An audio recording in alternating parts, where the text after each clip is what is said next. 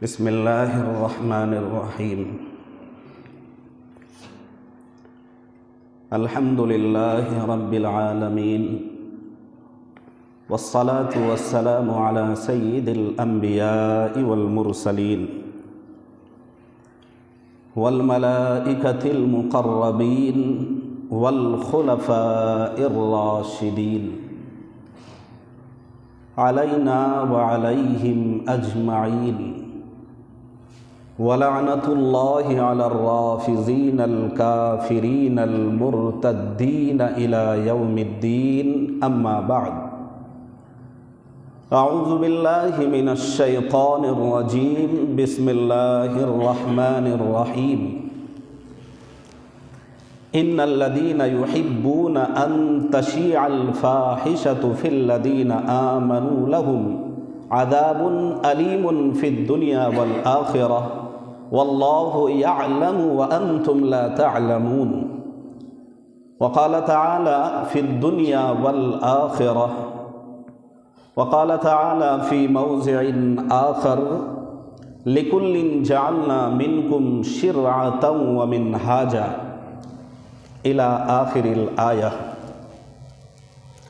وقال النبی صلی اللہ علیہ وسلم الحیاء شعبۃ من الایمان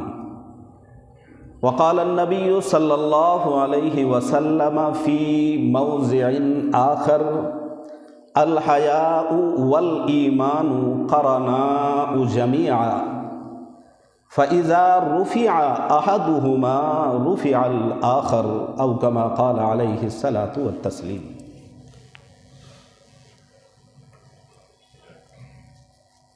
قرآن مقدس کی چند ایک آیتیں میں نے خطبے میں پیش کی ہیں اور جناب محمد الرسول اللہ صلی اللہ علیہ وسلم کی ایک حدیث بھی پیش کی ہے۔ آنے والے چند ایک دنوں میں 14 فروری کا دن بھی آنا ہے، یعنی آنے والے 2-4 دنوں میں 14 فروری کی تاریخ بھی آنے والی ہے، اور اس 14 فروری کی تاریخ کو ہمارے اس معاشرے نے خصوصاً منچلے نوجوان لڑکے لڑکیاں 14 فروری کی تاریخ کو ویلنٹائن ڈے کے نام سے موسوم کرتے ہیں، اور 14 فروری کی تاریخ کو ہی ویلنٹائن ڈے منایا جاتا ہے۔ دراصل پہلے یہ یورپ میں اور مغرب میں منایا جاتا تھا، پہلے یورپ میں اور مغرب میں منایا جاتا تھا۔ اس کا تصور ہمارے ایشیا کے اندر اس چیز کا اور اس طرح کے خرافات کا تصور نہیں تھا، اسی لیے ابتدائی جو ہے نا تمہیدی طور پر جو ہے نا یہ باتیں اب سماعت کریں اور اپنی ذہن نشیں کر لیں اور یاد کرنے کے لیے کریں، عمل کی نیت سے کریں تو انشاءاللہ فائدہ ہوگا۔ تو یہ یورپ اور مغرب میں یہ چیزیں منایا جاتا تھا، اس کا تصور ہمارے ایشیا میں، ایشیا بولے تو سمجھتے ہیں کہ نہیں؟ ایشیا میں صرف انڈیا ہی نہیں آتا ہے، اتنا تو پتہ ہونا چاہیے آپ لوگوں کو، اور جانتے بھی ہیں ماشاءاللہ، پڑھے لکھے لوگ ہیں آپ۔ یہ اور بات ہے کہ آپ کو پوری سمجھ میں آتی ہے نہیں آتی ہے، یا یہ ہے کہ سمجھ کے بھی آپ ناسمجھ بنے ہوئے ہیں۔ ہم نے بلاغت میں عربی کی جب کورس کرتے ہیں مولوی لائن میں، تو ایک فن میں کتاب پڑھائی جاتی ہے جس کو فن بلاغت بولتے ہیں۔ اس میں ایک چیز ہے تجاہل عارفانہ۔ تجاہل عارفانہ کہتے ہیں جان بوجھ کر انجان بننا، ایک چیز کے بارے میں جانکاری ہے پھر بھی ہم انجان بنے ہوئے ہیں،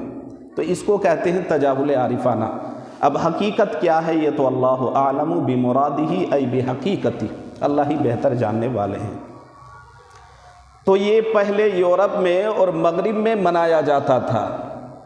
لیکن میڈیا، سوشل میڈیا،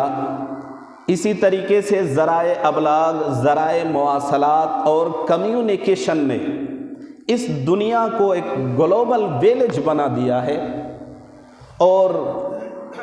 میڈیا کے ذریعے تہذیبیں جو ہے ایک دوسرے سے روشناس ہوئی، ایک دوسرے کے قریب ہوئی، اور یورپ کا جو کلچر تھا وہ رفتہ رفتہ دھیرے دھیرے مشرق اور ایشیا کے اندر پھیل گیا، اور ہمارے اس معاشرے نے جو غیر مسلموں کے کلچر کو بہت جلدی اپنا لیا تھا، غیر مسلموں کے کلچر کو بہت جلدی ایکسیپٹ کر لیا تھا، اتنی ہی تیزی سے یورپ کے رنگ میں اپنے آپ کو رنگتے اور ڈھلتے چلے گئے، یورپ کے رنگ میں اپنے آپ کو رنگتے اور ڈھلتے چلے گئے۔ اب سوال یہ ہے کہ اس معاشرے کے اندر جو اس طرح کے خرافات، اس طرح کے واہیات، اس طرح کے نامعلوم کتنی ایسی چیزیں ہیں، کتنے ایسے ڈیز ہیں جو منانے کا تصور ہے، اس کا کانسیپٹ کیا ہے؟ اگر آپ جو ہے نا اس کو خوب اچھی طرح سے سرچ کریں گے، ریسرچ کریں گے، تحقیق کریں گے، کھود کرید کریں گے، اور تحقیقی بات کا آپ پتہ لگانا چاہیں گے، تو بنیادی بیسکلی جس کو بولتے ہیں، اگر آپ اس کی بنیاد میں جائیں گے تو آپ کو پتہ چلے گا کہ یہ یہود و نصارہ کی ایک سازش ہے، اور وہ سازش یہ ہے کہ مسلمانوں کو سرعام اور خصوصاً مسلمان منچلے نوجوان لڑکے لڑکیوں کی عزت کو کیسے سر بازار نیلام کرنا ہے، اس کے لیے یہ طرح طرح کی یہ چیزیں، یہ دن، اور اسی طریقے سے جو ہے یہ ڈیز منانے کے جو ہے نا یہ رسم کے طور پر یہ چیزیں وجود میں آئی ہیں۔ اسی مناسبت سے قرآن مقدس کی چند ایک آیتیں میں نے پڑھی ہے، اور جناب محمد رسول اللہ صلی اللہ علیہ وسلم کی حدیث مبارکہ پیش کی ہے۔ اسی مناسبت کے پیش نظر جمعۃ المبارک کے خطبے کے عنوان کے حوالے سے آج میں حیا کے اوپر، پاکیزگی کے اوپر، عصمت اور عفت کے اوپر انشاءاللہ کچھ باتیں گوش و گزار کروں گا۔ اللہ تبارک و تعالیٰ سے دعا گو ہوں کہ اللہ تعالیٰ ہمیں حق بات، صحیح بات، قرآن اور حدیث کے دائرے میں رہتے ہوئے، لمیٹیشن اور حد میں رہتے ہوئے، قرآن اور حدیث کی بات، نفع کی بات، صحابہ کی بات اور دین کی باتیں، دین کے نفع کے واسطے سے، ثواب کی نیت سے حق باتیں خوب اچھی طرح مجھے بتانے، آپ کو خوب اچھی طرح سنجیدگی متانت سے سننے، سماعت کرنے، بعدہو پھر ہر ایک بات پر ہر ایک کو عمل کی توفیق مرحمت فرمائیں۔ اب یہ اپنے آپ میں بہت بڑا ایک سوال ہے۔ سوال یہ ہے کہ یہ ویلنٹائن ڈے جو ہے یہ ہے کیا چیز؟ انسائکلوپیڈیا یعنی بک آف نالج کے مطابق ایک قول تو یہ ہے، ایک قول یہ ہے کہ عیسائیوں کا جو پوپ ہوتا ہے، غور سے سنیے گا، اگر سر جھکائے رہیں گے، جھومیں گے، ادھر ادھر دیکھیں گے تو گھنٹہ بات سمجھ میں آئے گی۔ جو سمجھنے کی بات ہے، سننے کی بات ہے، نظر سے نظر ملے گی تو نہ بات سمجھ میں آئے گی۔ گھر میں اتنا سوتے ہیں، سو کے آپ کا دماغ خراب ہوا پڑا ہے، پھر بھی ادھر آ کے آپ سر جھکائے ہیں، مراقبہ میں بیٹھے ہیں۔ یہ مراقبہ کی جگہ ہے، ابھی مراقبہ کرنا چاہیے۔ ارے بھائی آپ جو ہے نا ابھی نماز پڑھیں گے، اس سے پہلے دین کی کچھ جو ہے نا اچھی نیت سے کچھ باتیں بتائی جا رہی ہیں جو کہ ہمارے معاشرے میں ناسور بنا ہوا ہے۔ آپ ہیں کہ آپ سر جھکائے ہوئے ہیں۔ بک آف نالج کے مطابق ایک قول یہ ہے کہ عیسائیوں کا جو پوپ ہوتا ہے، ان کا جو پادری ہوتا ہے، غور سے سنیے گا، یہ کیا کس بارے میں بتا رہا ہوں کہ ویلنٹائن ڈے یہ کیا مصیبت ہے۔ ان کا جو پوپ ہوتا ہے، ان کا جو پادری ہوتا ہے، ان کے یہاں ان کو شادی کرنے کی اجازت نہیں ہوتی ہے۔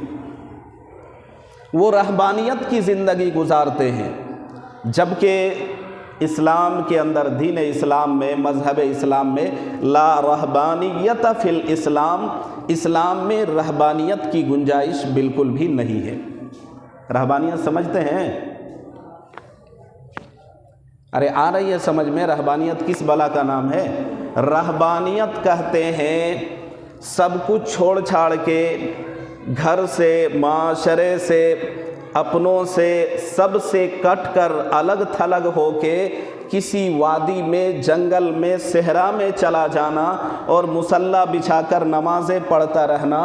اور موٹے دانے کی تسبیح لے کر تسبیح پڑھتے رہنا، ہلاتے رہنا اور تسبیح پہ تسبیح پڑھتا رہے، نماز پر نماز پڑھتا رہے اور اس کو گھر کی فکر نہیں، بچوں کی فکر نہیں، اپنے معاشرے کی فکر نہیں، اہل خانہ کی فکر نہیں، تو ایسے عمل کو رہبانیت کہا جاتا ہے۔ اسلام رہبانیت کی گنجائش نہیں دیتا ہے، منع کرتا ہے۔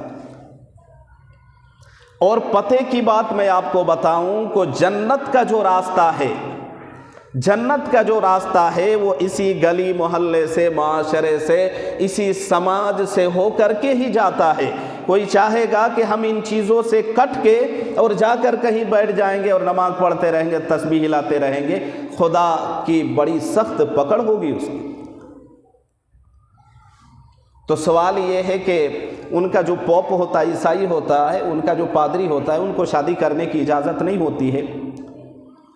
اور ان کا عقیدہ یہ ہے، ان کا ماننا، ان کا خیال، ان کا عقیدہ یہ ہے کہ شادی کرنا، بیوی بچے کو پالنا یہ تقویٰ کے خلاف ہے نا؟ کتنا الٹا۔ مگر یہ ہے کہ ان کا عقیدہ تھا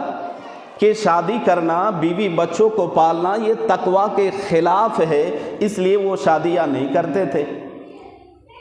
تو ان کا جو ہے نا اس زمانے میں ایک راہب، ایک پادری،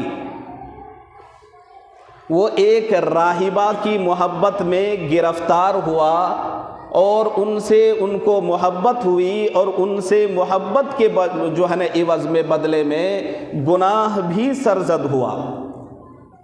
یہ چیزیں تو جو ہے نا بے حیائی اس سے پھیلتی ہے، اور یہ تمام چیزیں زنا کے سمجھ لیجئے کہ چھوٹا دروازہ ہے، جس کو چور دروازہ کہتے ہیں۔ قرآن نے یہ نہیں کہا کہ لا تقربوا الزنا، قرآن نے یہ نہیں کہا کہ لا تفعلوا الزنا، زنا مت کرو، کہا لا تقربوا الزنا، زنا کے قریب ہی نہ جاؤ۔ اب قرآن پڑھیں، میں نے اپنی طرف سے کوئی بات نہیں بتائی ہے۔ کہا نہیں کہ لا تفعلوا الزنا، کہ زنا مت کرو، کہا لا تقربوا الزنا، زنا کے قریب نہ جاؤ۔ کیا مطلب؟ مطلب یہ ہے کہ جن اڈوں پر، جن جگہوں میں، ان جگہوں میں جہاں زنا کے کام ارتکاب ہوتے ہیں، عمل انجام دیے جاتے ہیں، جہاں عزتوں کی جو ہے نا دھجیاں اڑائی جاتی ہے اور دوسروں کی ماؤں بیٹیوں کی عزتوں کو تار تار کیا جاتا ہے، عصمت کی چادر کو نوچ پھینکا جاتا ہے اور ان کو سر عام ننگا کیا جاتا ہے، اور ان کی جو بیش قیمتی عزت ہے، جس عزت کو دین اسلام میں کعبے کے دیوار پر لگی چھت سے بھی زیادہ اہمیت قرار دیا ہے، اس عزت کو ہم سر بازار اپنے پیروں تلے روند دیتے ہیں۔ تو قرآن نے کہا کہ زنا کے قریب بھی مت جاؤ، نہیں کہا کہ زنا مت کرو۔ مطلب سمجھے؟ شریعت آپ کو یہ بتانا چاہتی ہے، یہ راستہ دکھانا چاہتا ہے، دین اسلام سے، مذہب اسلام سے یہ باتیں بالکل واضح ہیں ایکسپلیشن کے ساتھ،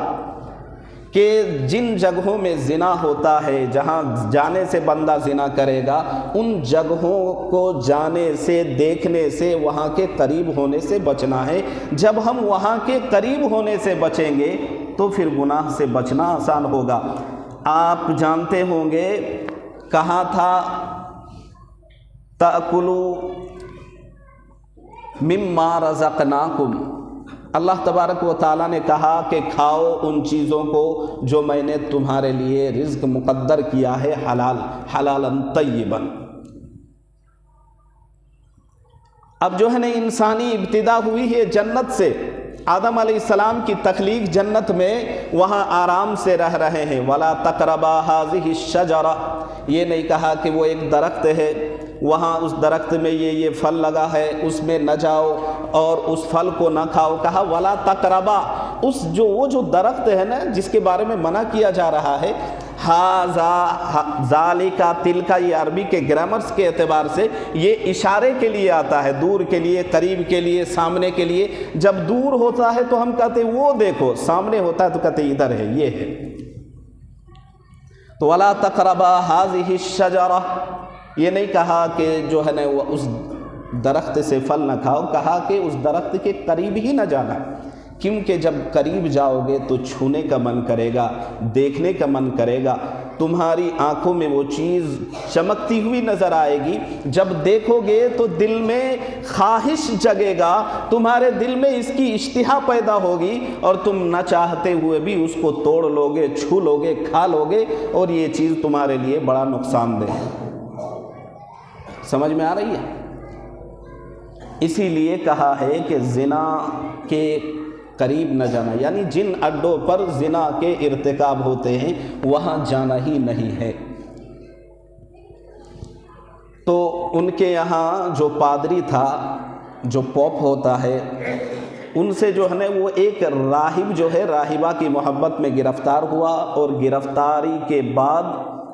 اس سے وہ جرم بھی کر لیا۔ ظاہر سی بات ہے، جب تک محبت نہیں ہوئی تھی، انجان تھے دونوں، کوئی بات نہیں، کسی طرح سے دل میں کوئی فیلنگز نہیں، تو کوئی بات بھی نہیں۔ لیکن جیسے جیسے نزدیکیاں بڑھی، محبت کی چنگاریاں دل میں پنپنے لگی، تو پھر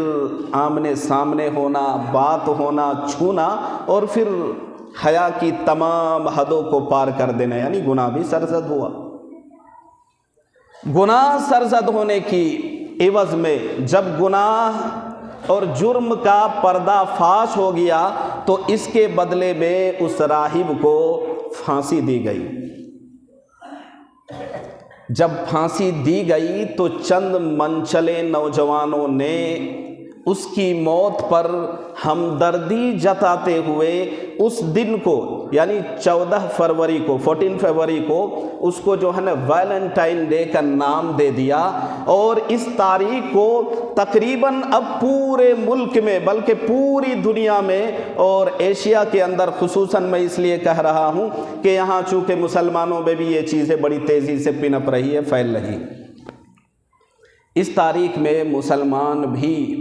منچلے نوجوان لڑکے لڑکیاں ایک دوسرے کو وش کر کے، گفٹ دے کے، گریٹنگ کارڈ دے کے، اور اسی طرح میسیجز کر کے،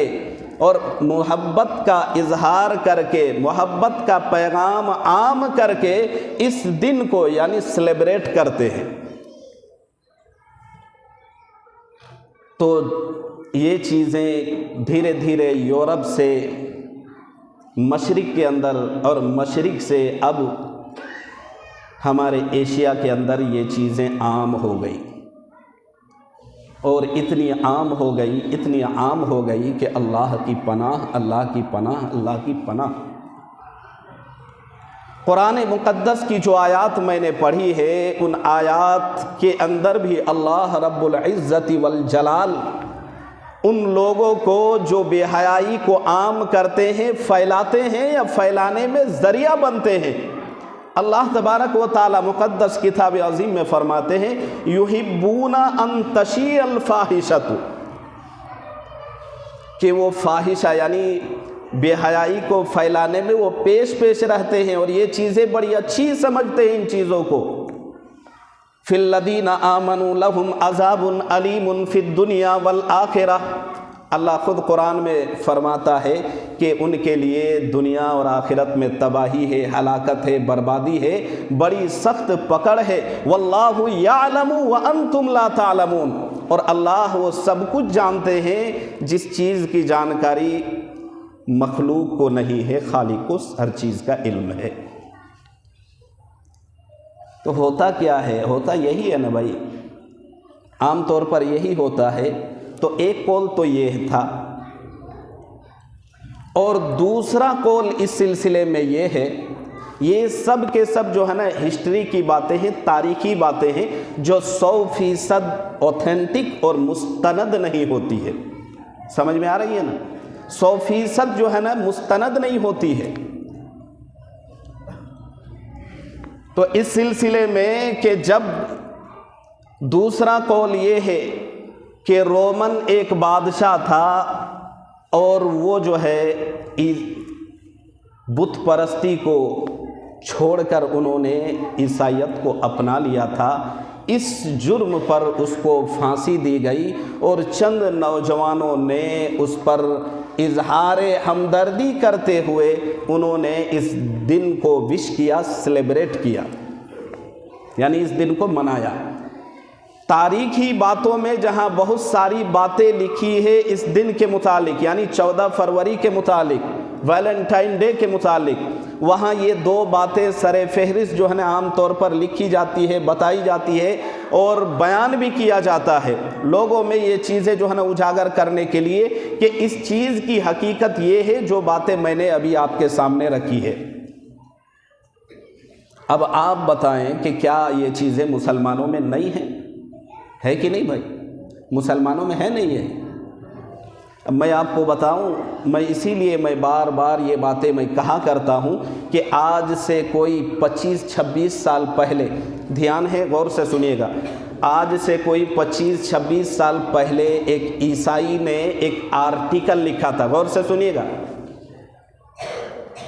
دھیان سے سنیے، آپ کا اگر بدھی بھرشٹ ہو گیا ہے، ختم ہو گیا ہے، سوچنے سمجھنے کی صلاحیت مفقود ہوتی جا رہی ہے، تو میں کہوں گا آپ صرف دھیان رکھیں، رب نے چاہا تو انشاءاللہ بہت کچھ آپ کو بات سمجھ میں آئے گی۔ آج سے کوئی 25-26 سال پہلے ایک عیسائی نے ایک آرٹیکل لکھا تھا اور اس نے کہا، اس میں لکھتے ہوئے کہتا ہے وہ کہ مسلمانوں کو، غور سے سنیے گا، کہ مسلمانوں کو مارنے کے لیے اب تلواریں چلانے کی ضرورت نہیں ہے۔ آپ صرف غور کیجئے اس کے ذہنیت پر، تھنکنگ جو ہے نا کیا ہے اس کی، کہ مسلمانوں کو مارنے کے لیے اب تلواریں چلانے کی ضرورت نہیں ہے، گولیاں چلانے کی ضرورت نہیں ہے، اسی طرح بم پھینکنے کی ضرورت بھی نہیں ہے، ایٹم بم اور ٹیکنالوجی کی ضرورت نہیں ہے۔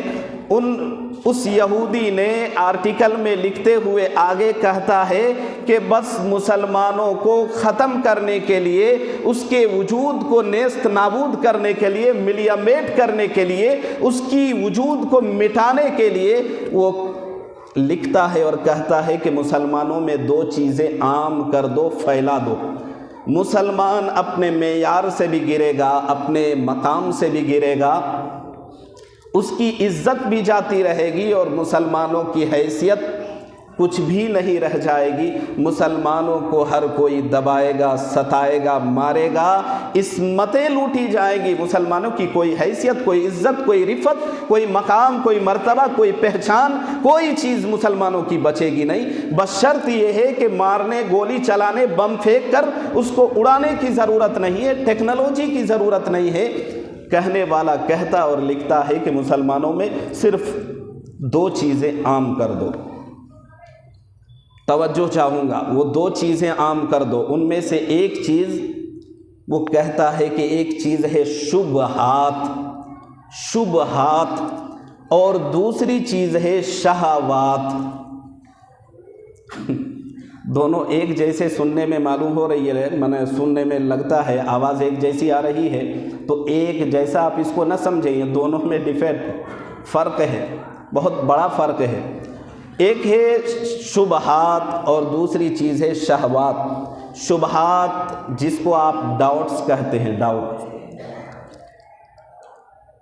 یعنی مسلمانوں میں ان کی ذہنیت کے اندر اس طرح کی سوچ، اس طرح کے ڈاؤٹس، اس طرح کے شبہات پیدا کر دو، اسلامی احکامات کے متعلق اس طرح کے ڈاؤٹ اور شبہات پیدا کر دو، شک اور شبہ پیدا کر دو کہ جی یہ بتائیں روزہ رکھنے سے کیا ہوتا ہے۔ شبہات یہ کس بلا کا نام ہے وہی سمجھا رہا ہوں، غور سے سنیے گا، کہ روزہ رکھنے سے کیا ہوتا ہے۔ اللہ آپ کے بھوکے پیاسے رہنے، آپ یعنی آپ بھوکے پیاسے رہیں گے، اللہ کو اس کی بالکل ضرورت نہیں ہے۔ اس کے بدلے میں آپ کسی کو کھانا کھلا دو۔ آپ قربانی کرتے ہیں اور لاکھوں جانور ذبح کرتے ہیں، کروڑوں روپے اس میں لگایا جاتا ہے، اس میں لگانے کی کیا ضرورت ہے؟ اس کے بدلے میں آپ کسی غریب کی مدد کر لو۔ اسی طریقے سے حج اور عمرہ پر جانے کی کیا ضرورت ہے؟ یہ بیش قیمتی اتنی موٹی رقم جو ہے آپ وہاں صرف اور خرچ کرتے ہیں، کیا ہی بھلا اور کیا ہی اچھا ہوگا کہ وہ قیمتی رقم سے آپ سماج کے کسی غریب بیٹی کی شادی کرا دو، کنیا دان کرا دو، اس کے ہاتھ کو لال پیلے کر دو۔ اور پھر اس طرح کے ڈاؤٹس پھیلائے جاتے ہیں کہ جی جہاد کا نام نہ لو، اسلام تو امن کا درس دیتا ہے، اور کہتے ہیں کہ جی پردہ کرنے سے کیا ہوتا ہے، پردہ کرنے سے کیا ہوتا ہے؟ اصل پردہ تو دل کا ہوتا ہے، یہ اصل پردہ تو دل کا ہوتا ہے۔ اس سوچ نے انسانیت کو اوپن کر دیا، ننگا کر دیا ہے۔ اور پھر یہ کہا جاتا ہے کہ میں اس کو بھائی کی طرح سمجھتی ہوں، اس لیے میں اس سے پردہ نہیں کرتی ہوں۔ اور پھر کہا جاتا ہے کہ میرے دل میں اس کے لیے کوئی برا میل نہیں ہے، گندا خیال نہیں ہے، لہٰذا ایک غیر محرم مرد کے پاس ایک غیر محرم عورت اگر رہے تو یہ سوچ ہے، خیال ہے۔ اور اس طرح کے ڈاؤٹس پیدا کیے جاتے ہیں کہ ہمارے دل میں اگر کوئی میل نہیں ہے، کوئی غلط خیال نہیں ہے، کوئی وہم نہیں ہے، تو اب پردے کی کیا ضرورت ہے؟ اور پھر کہا جاتا ہے کہ وہ مجھے بیٹی کی طرح سمجھتا ہے، تو جب وہ مجھے بیٹی کی طرح سمجھتا ہے تو اب اس سے پردہ کرنے کی کیا ضرورت؟ کیا باپ اور بیٹی کا بھی پردہ ہوتا ہے؟ اس ناہنجار اور خبیث قسم کی ذہن رکھنے والے کو بتا دینا چاہیے اور سمجھ لینا چاہیے۔ قرآن کریم کے 22ویں پارے میں پیج نمبر 2 میں آپ پڑھیں، قرآن میں خود اس کی جو ہے نا واقعہ موجود ہے۔ آپ صلی اللہ علیہ وسلم نے ایک صحابی جس کا نام عبداللہ بن زید ہے، اس کے بارے میں ہے قرآن میں کہ اللہ کے نبی صلی اللہ علیہ وسلم نے اس صحابی کو متبنا کہتے ہیں منہ بولے بیٹے کو۔ ہمارے سماج میں اگر کسی نے کسی کو منہ بولا بیٹا بنا لیا ہے تو اب ہمارا یہ نظریہ ہے کہ اب وہ ہمارا بھائی ہو گیا۔ بہنیں سوچتی ہے میرا بھائی ہے، وہ سمجھ رہا ہے یہ میری بہن ہے، باپ سمجھتا ہے کہ میرا بیٹا ہے، ماں سمجھتی ہے میرا بیٹا ہے۔ اب ان میں آپس میں یہ رہ سکتی ہیں جس طرح حقیقی اپنا بھائی بہن ایک ساتھ رہتے ہیں، اس سے پردہ نہیں ہے، اسی طرح یہ بھی رہ سکتے ہیں۔ یہ بھائی بہن جس طرح آپس میں حقیقی بھائی بہن کا نکاح ناجائز ہے، اسی طرح متبنا جس کو کسی نے پالا ہے یا منہ بولا بیٹا ہے، وہ اگر کسی نے بھائی بنا لیا تو یہ سمجھتے ہیں کہ اب ان دونوں کا آپس میں رشتہ کرنا جائز نہیں ہے۔ یہ ہماری سوچ ہے، لیکن آپ قرآن پڑھیں، کائنات کے سردار جناب محمد رسول اللہ صلی اللہ علیہ وسلم نے اس کو جس کو متبنا بنایا تھا، منہ بولا بیٹا بنایا تھا، حتیٰ کہ لوگ نبی صلی اللہ علیہ وسلم کی طرف اس صحابی کی نسبت کرتے تھے کہ باپ نبی صلی اللہ علیہ وسلم، لیکن نبی علیہ الصلوۃ والسلام نے سرے سے منع کر دیا۔ ہاں یہ اور بات ہے کہ متبنا میں نے تمہیں بتایا ہے، بنایا ہے، لیکن تیرے باپ کی نسبت میری جانب کرنا صحیح نہیں ہے، تمہارے باپ کی نسبت تمہارے باپ کی جانب ہوگی۔ پتہ یہ چلا کہ کائنات کے سردار نے اپنے متبنا جس کو بیٹا بنایا تھا اس کی بیوی سے، اور یہ سب کچھ آسمان میں اللہ رب العزت کے حکم سے ہوتا ہے۔ غیروں نے تانا بھی دیا تھا، قرآن پڑھیں آپ، قرآن کی تفسیریں لکھا ہوا ہے، ساری باتیں موجود ہیں۔ غیروں نے تانا بھی دیا تھا کہ محمد نعوذ باللہ صلی اللہ علیہ وسلم اس طرح کی اونچی باتیں کرتے ہیں ان کے بارے میں لوگ، اور ان کے نعوذ باللہ ان کی حرکت تو دیکھو، انہوں نے اپنے بیٹے کے بیوی سے نکاح کر لیا، دراصل ان کی بیوی تھی نہیں، بیٹا تھا ہی نہیں۔ جب باپ بیٹے کا رشتہ نہیں ہے تو ان کی بیوی سے نکاح کرنا کیوں ناجائز؟ تو اس طرح کے ڈاؤٹ جو میں نے کہا کہ یہودی کی اس آرٹیکل میں اس نے لکھا اور کہا کہ مسلمانوں میں دو چیزیں عام کر دو، ایک ہے شبہات جس کو ڈاؤٹس کہتے ہیں، اور ایک ہے شہوات، جنسی خواہشات۔ اور اس کو اگر اور آپ جو ہے نا انگریزی میں سمجھنا چاہیں، سارے انگریز بنے پھرتے ہیں، تو سیکسول ڈیزائرز جس کو کہتے ہیں، جنسی خواہشات۔ مطلب یہ ہے کہ اس طرح کے ڈاؤٹس پیدا کیے جاتے ہیں کہ جب وہ مجھے باپ کی طرح سمجھتا ہے تو باپ بیٹی میں جس طرح کوئی پردہ نہیں ہے، یہ آپس میں غیر محرم نہیں ہے، تو اس کے ساتھ آپس میں بیٹھنے میں، خلوت میں، اسی طریقے سے جلوت میں، ہاتھ ملانے میں، اس کے ساتھ بیٹھنے میں، اس کے ساتھ باتیں کرنے میں کیا حرج ہے؟ کوئی حرج نہیں ہے۔ اسی سوچ نے انسانیت کو ننگا کر دیا ہے، اس لیے کہ حیا نکلتی چلی گئی۔ تو یہودیوں کی یہ سوچ ہے کہ مسلمانوں کو اس طرح کی چیزوں میں ملوث کر دیا جائے۔ اور دوسری چیز ہے شبہات۔ شبہات جیسا کہ میں نے بتایا کہ جنسی خواہشات، بے حیائی کو عام کرنا۔ اب آپ شارٹ کٹ میں سمجھ لیں کہ یہ جو 14 فروری یعنی 14 فروری کو ویلنٹائن ڈے منانے کا جو کانسیپٹ ہے، اس کا جو تصور ہے، یہ کیا ہے؟ آپ اس پر غور و فکر کریں۔ یہی تو ہے کہ مسلمان کو، ان کی عورتوں کو ان کے گھروں سے نکال باہر کیا جائے، تاکہ جب وہ اپنے گھروں سے باہر نکلیں گی تو ہی ان کی عزتیں نیلام ہو سکتی ہے۔ اب ایک چھوٹی سی مثال، فار ایگزامپل،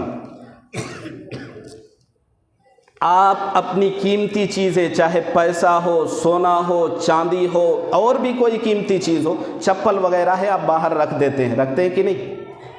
کہیں بھی آپ رکھ چھوڑتے ہیں، کسی کے یہاں جاتے ہیں تو مسجد کے باہر، کسی گھر میں گئے تو گھر کے باہر، لیکن موبائل ہے، کوئی قیمتی چیز ہے تو باہر رکھ کے جاتے ہیں اندر۔ یا گھر کا ایک آدمی، کوئی ایک سدسیہ اپنے گھر کی بہت ہی قیمتی چیز کو کیا گھر کے دروازے کے پاس یا باہر صوفے میں یا بیڈ کے اوپر اور ٹیبل کے اوپر یہاں وہاں رکھتا ہے، اس کو لاکر میں اور اسی طریقے سے جو ہے نا الماری میں، گودریج وغیرہ میں، بکس میں خوب اچھی طرح محفوظ جگہ میں اس کو رکھتے ہیں۔ جب تک وہ قیمتی چیز محفوظ جگہ میں ہے تب تک چوری ہونے سے اور اس میں گندگی چڑھنے سے وہ پاک ہے، لیکن جب آپ اس کو موقع دیں گے یعنی نکال باہر کریں گے تو چوری ہونے کا خطرہ ہوگا۔ تصور تو یہی ہے نا۔ تو ان کا تصور یہ ہے کہ جب تک یہ اپنے گھروں میں ہے، پردہ میں ہے، ڈھکی ہوئی ہے، ان کی عزتیں محفوظ ہے، اور جب تک یہ باہر نہیں نکلے گی ان کی عزت محفوظ، اور جب تک یہ باہر نہیں نکلے گی ان کی عزت محفوظ، اور جب باہر نکلے گی تو کبھی بھی چوری بھی ہو سکتی ہے، چھن سکتی ہے، کوئی لوٹ سکتا ہے، کوئی کھسوٹ سکتا ہے، عزتیں تار تار کی جا سکتی ہے۔ ہو سکتا ہے کہ نہیں؟ آ رہی ہے بات سمجھ میں؟ آ رہی ہے کہ نہیں؟ جناب نبی کریم صلی اللہ علیہ وسلم کی وہ حدیث جو میں نے خطبے میں پیش کی ہے،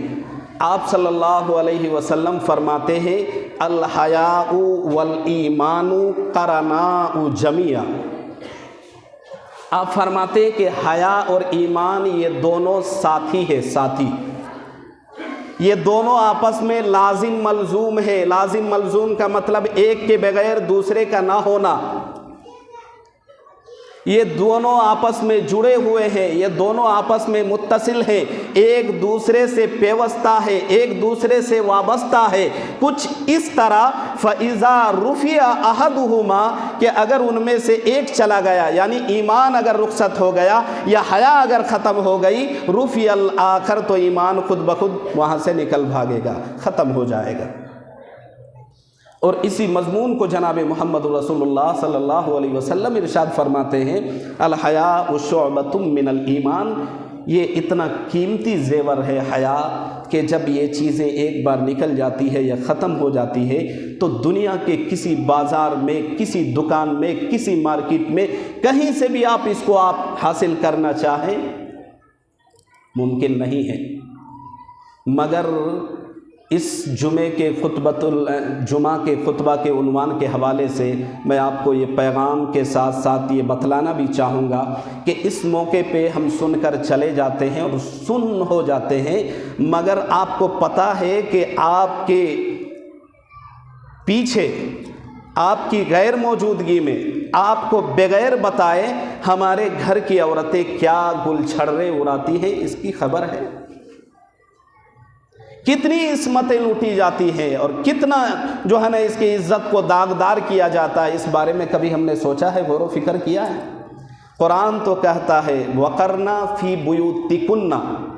کہ عورتیں اپنے گھر میں قرار پکڑیں، اپنے گھر میں رہیں، گھر میں رہیں گے تو عورتیں سیف رہیں گی، عزتیں بچی رہیں گی، محفوظ رہے گی۔ وَلَا تَبَرَّجْنَ تَبَرُّجَ الْجَاهِلِيَّةِ الْأُولَى، اور زمانہ جاہلیت کے دور میں جیسے عورتیں بغیر کسی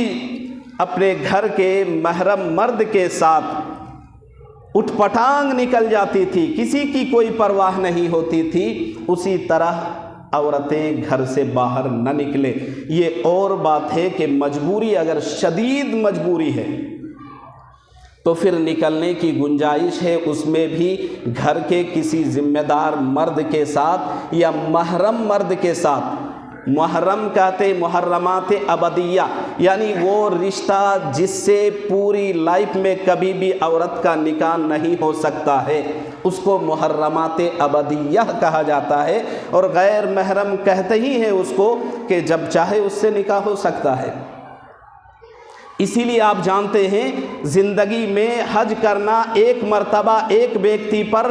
اگر حج کے تمام وسائل اور ذرائع ہے اس کے پاس تو ایک مرتبہ حج کرنا فرض ہے، چاہے وہ مرد ہو چاہے عورت ہو۔ یعنی عورت کے پاس بھی اتنا پیسہ ہے تو ایک مرتبہ زندگی میں اس کا حج کرنا فرض ہے، لیکن شرط یہ ہے کہ عورت تنہا اگر حج کرنا چاہے جبکہ حج فرض ہے، اس کو جانے کی اجازت نہیں ہے جب تک کہ گھر میں کوئی محرم مرد نہ جائے ساتھ میں۔